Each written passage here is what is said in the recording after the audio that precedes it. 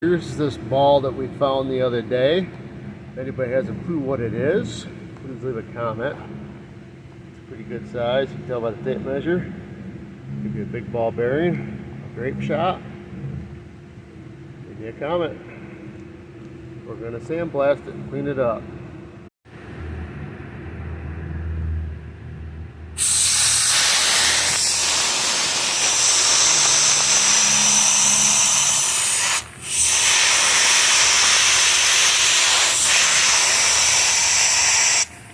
What it looks like after I got all cleaned up. Got all the corrosion off of it, all the crud.